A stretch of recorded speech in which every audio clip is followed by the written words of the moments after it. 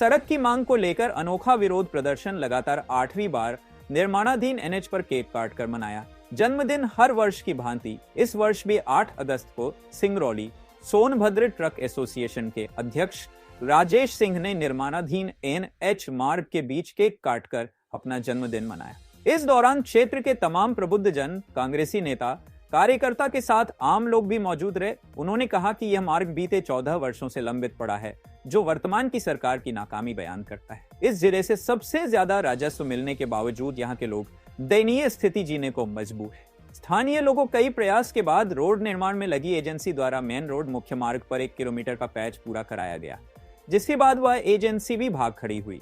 अब तो हालात ऐसे हैं कि लोगों को सिंगरौली से सीधी तक जाने के लिए जूझना पड़ता है। जर्जर सड़क के कारण प्रतिदिन किसी न किसी घर का चिराग सड़क दुर्घटना में बुझ जाता है, जिसे देखने वाला कोई नहीं।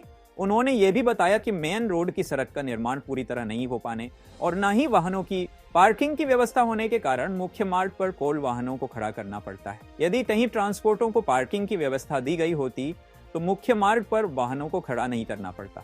गौरतलब है कि लंबित पड़े सिंगरौली सीधी राष्ट्रीय राजमार्ग पर स्थानीय लोगों ने कभी धान रोककर, कभी धरना देकर तो कभी सत्ताधारी नेताओं का विरोध कर अपनी नाराजगी व्यक्त की, परंतु वर्षों के बाद भी स्थिति जस की तस बनी हुई है।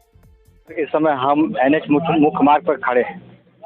कुछ हद तक मेन रोड की सड़क बनी हुई, मगर पूरी तरह से निर्माण नहीं हो सका। कंपनी भाग खड़ी हुई।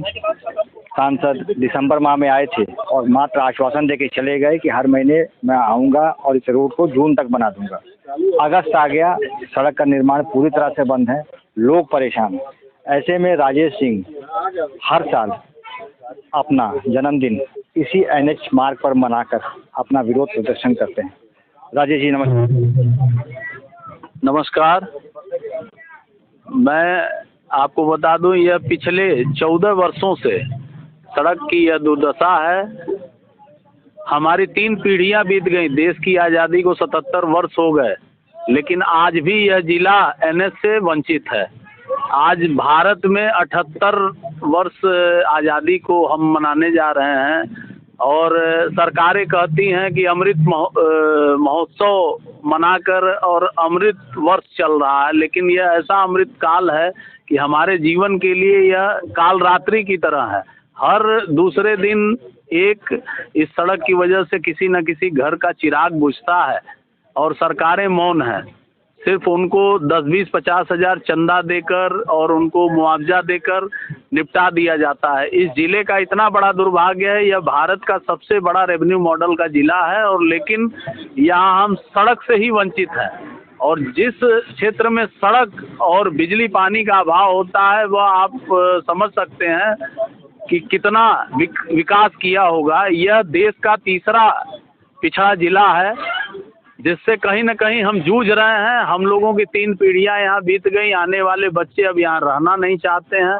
व्यापार यहाँ से पलायन होता दिख रहा है, लेकिन सरकारों का यहाँ पर किसी भी तरह का ध्यान नहीं है। हर दूसरे तीसरे महीने नए खदानों का अलाउंस होता है, लेकिन वह खदानों से कोयला निकलकर किस तरह, किस मार्ग से जाएगा, यह किसी भी सरकार की कोई योजना नहीं है। यह हमारे लिए बहुत बड़ा दुर्भाग्य है और इसी तारतम्य में हम पिछले 7 वर्षों से इस एनएच का विरोध कर रहे हैं। और सोच लीजिए कि 7 वर्षों में सिर्फ और सिर्फ 1 किलोमीटर का एक पैच हम लोग बनवाने में सफल हो पाए।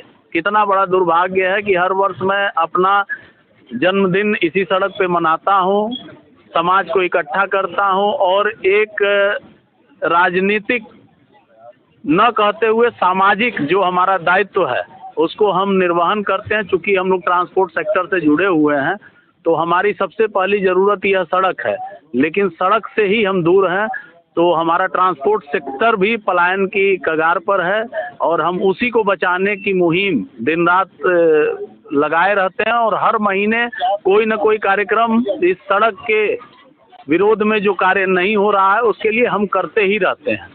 ये जो कार्य निर्माण नहीं हो रहा है, इसके लिए कोई पत्राचार हुआ है कि नहीं? और दूसरी चीज़ ये, क्योंकि आप ट्रांसपोर्ट यूनियन के अध्यक्ष भी हैं, ट्रक एसोसिएशन के अध्यक्ष हैं, और कई ट्रांसपोर्टर यहाँ आपके साथ यहाँ भी खड़े हैं, जो पैच बनाया गया, लोगों का आरोप है कि यहाँ पे ट्रकें खड़ी रहती हैं, इससे दुर्घटना की आशंका बनी रहती है। इस पर क्या विचार है आपका? आपको मैं बता दूं, यह जिले का इतना बड़ा ट्रांसपोर्ट सेक्टर है, लेकिन यहाँ पे पार्किंग की कोई व्यवस्था नहीं है। अब जब पार्किंग की व्यवस्था नहीं होगी तो मजबूरी है, गाड़ियां सड़कों पे ही खड़ी होंगी। और यह सिर्फ एक दोषारोपण है, क्योंकि यह कमर्शियल हब एरिया है, कमर्शियल क्षेत्र है। अब यहाँ पे ट्रकों का काम करवाते हैं लोग, ट्रकें आती हैं, बिल्टी बनवाती हैं, चली जाती हैं। उनको सुनिश्चित कहीं पार्किंग यार्ड न होने की वजह से ट्रकें सड़क पर ही खड़ी होती हैं। और किसी भी शहर का मॉडल बिना सड़क और बिना ट्रांसपोर्ट नगर के अच्छा नहीं हो सकता है।